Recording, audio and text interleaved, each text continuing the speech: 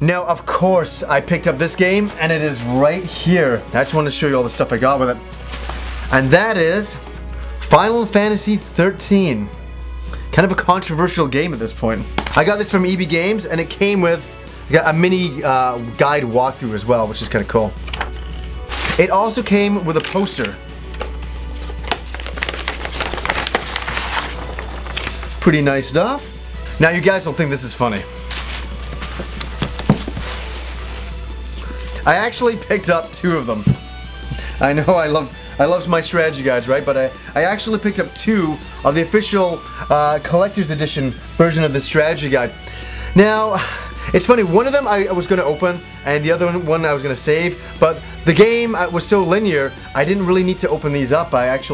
It's a game that you can really just play on your own and kind of figure out, which is really good. So, I like Final Fantasy 13. I think it's good. I think it's a very big departure from the rest of the series, but I think the music is there, I think the graphics are there. It's kind of lost a little bit of freedom, I understand, but that comes back at the end of the game. I think the combat is fantastic. I really, really like the combat. I think it's really, really good. So, you know what? There's a lot of controversy going on about this game, but I'll give it a thumbs up. Alright, let's put this over here. Put this down here. So sticking with tradition, I thought I'd show my game deals pile. All the stuff I get from the store, game deals in my local area. This is a cool one. This is a promotional item for people who picked up Lunar, the Silver Star story back in the day. Now this is really cool. It's a puppet of Galleon, the bad guy in the game. And I picked this up for $40, and Splatter Trigger, he's a big collector of working design stuff, told me that's a heck of a deal. He said it actually goes for, you know, $60 to $80, so I think I got a heck of a steal here. Love this item. It's really mint. It's really, really looking nice. What else did I pick up from game deals? I picked up this. A red PS3 controller. Now this thing is like really crimson red. I love it. I think it's really, really nice. Yeah, it's funny, when I saw this, I'm like, wow, that is so red. It's, you know, such a cool looking red that I had to pick this up. I thought it was so cool. I also picked up this. I picked up Prince of Persia on the 360. I played a tiny little bit of this game. Not a huge fan of it. It's okay. It's not bad stuff. Now, this almost caused a fist fight in game deals between me and Rob, man.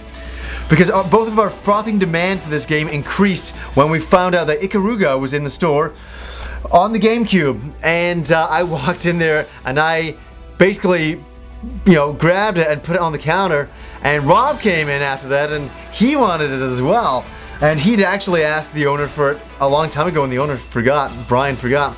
So we had a little bit of a standoff going on, all in fun, obviously. But we're both big fans of Ikaruga. We love this game. And the GameCube version actually goes for, at times, quite a little bit of money on eBay. So to get it in game deals was really cool.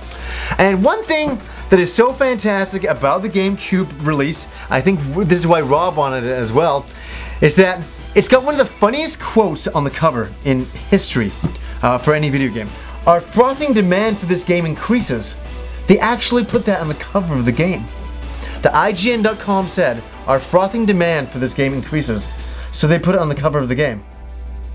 That's just insane. I've never understood that. It just seems so out of place for them to do that. But they did it, so there we go. But anyways, Ikaruga is mine. Sorry, Rob. So these items are not gaming related, but I think they're very, very cool, and I definitely wanted to show you them. First up is a series of books I've just recently bought. I actually bought them on my birthday. It's really funny. I discovered them in a comic book store. They're just kind of sitting there, and they're called Mouse Guard by David Pedersen. Now, first of all, what struck me at first was how cool the artwork was. And what it was to me was all these mice are in this story and they all have like swords and they're going on this adventure. Basically, you're following the adventures of Liam, Saxon, and Kenzie as they seek to uncover a traitorous plot against the Guard.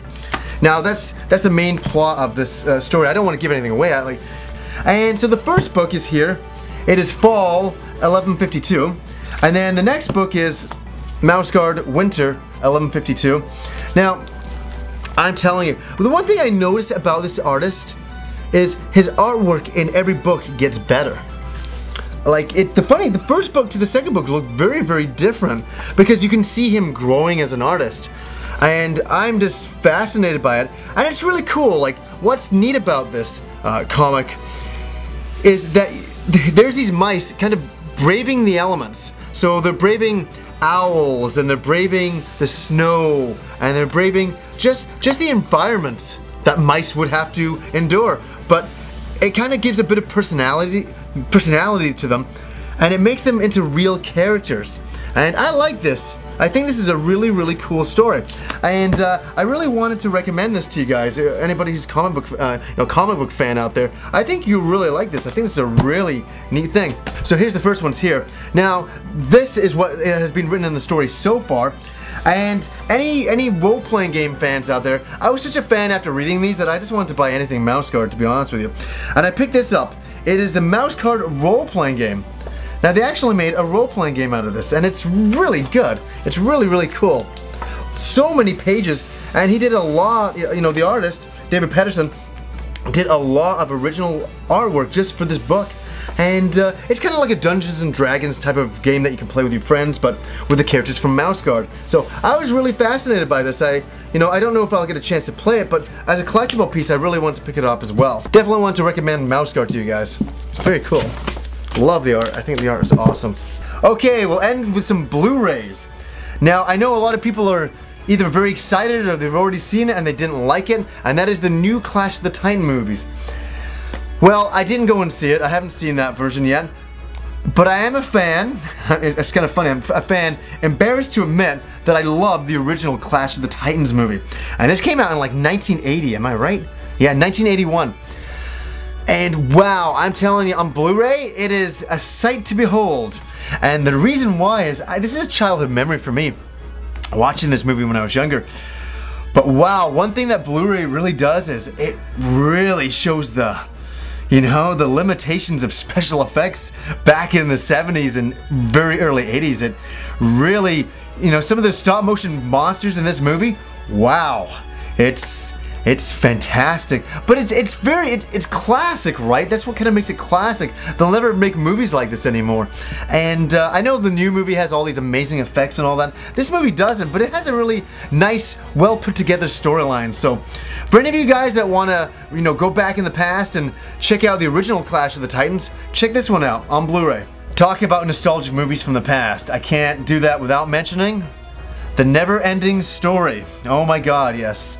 I was a big fan of this movie in the 80s and I still like it now. Now, I gotta admit, I actually haven't sat down and watched this yet, but I'm definitely gonna do that this week sometime. I love this movie. It came out in 1984. I can't believe it came out in 1984, but wow. And I know there was a few sequels to this movie and I wasn't a big fan of them.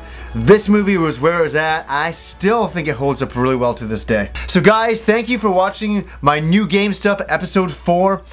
Hopefully you guys got a kick out of it. Until next time.